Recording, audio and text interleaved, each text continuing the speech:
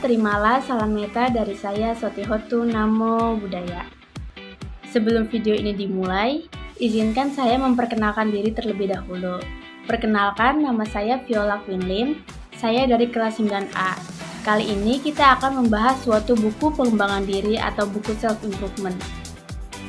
Dengan adanya video ini, semoga bisa menambahkan referensi teman-teman sekalian, karena saya akan membahas sudut pandang saya tentang buku keren yang akan kita ulas pada video kali ini, yaitu buku Filosofi Teras, karya Henry Manampiring. Sedikit informasi tentang beliau, Henry Manampiring adalah seorang praktisi periklanan. Selama kurang lebih 20 tahun ia berkarir, beliau sudah pernah bekerja di suatu perusahaan besar dan biro iklan multinasional yang besar. Dan beliau juga mengerjakan strategi komunikasi pemasaran, riset pelaku konsumen menjadi minat utamanya yang akhirnya membantunya menulis buku. Ada beberapa contoh buku yang ia tulis, antara lain Cinta Tidak Harus Mati, 7 Kebiasaan Orang yang Nyebelin Banget, The Alpha Girls Guide, dan The Alpha Girls Playbook.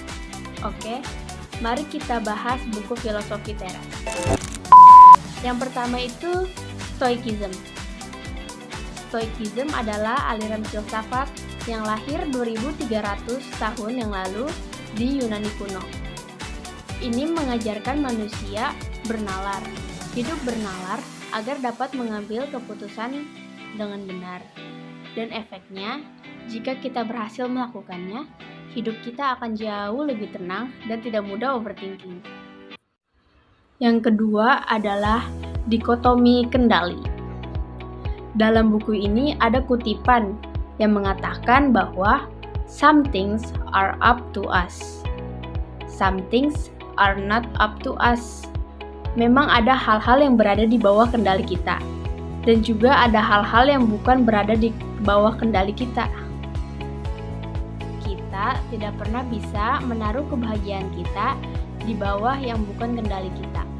Seperti perlakuan orang lain terhadap kita seperti apa, kekayaan, status, atau popularitas. Dengan menyadari hal tersebut, dapat dipastikan hidup kita akan jauh lebih tenang dan bahagia. Yang ketiga adalah mengendalikan interpretasi dan persepsi. Dalam buku Filosofi Teras, buku ini tuh sangat mengajarkan kita untuk mengendalikan interpretasi dan persepsi dalam diri kita. Stop, think, assess, and respond. Stop. Ketika kita merasakan emosi negatif dalam diri kita, cobalah berhenti sejenak terlebih dahulu. Jangan sampai emosi negatif tersebut bisa menguasai diri kita dan malah melukai perasaan orang lain ya. Think and assess. Setelah berhenti sejenak, pikiran kita mulai bisa berpikir lebih jernih. Apakah emosi yang kita rasakan tadi dapat dibenarkan atau tidak? Apakah emosi tadi tuh berada di dalam diri kita apa di luar kendali kita? Misal, kita sedang mengalami kejebak macet. Kita tidak perlu emosi, karena hal tersebut berada di luar kendali kita. Toh, emosi juga tidak akan mengubah situasi yang macet menjadi lancar. Respon. Setelah menggunakan nalar dan mengamati situasi dengan rasional, barulah kita mengambil keputusan atas apa respon yang kita berikan. Karena respon ini sudah kita pikirkan secara matang dan baik-baik. Diharapkan output dari respon ini adalah penggunaan nalar yang sebaik-baiknya dan tanpa terbawa emosi. Tentunya, hal ini tuh harus dilakukan secara konsisten. Karena agar hidup kita tidak terpengaruhi oleh persepsi dan emosi negatif. Oke, menurut aku buku Filosofi Teras itu sangat mudah dipahami oleh pemula. Dan berkat buku ini, pola pikir kita menjadi lebih tajam dan menjadi lebih rasional.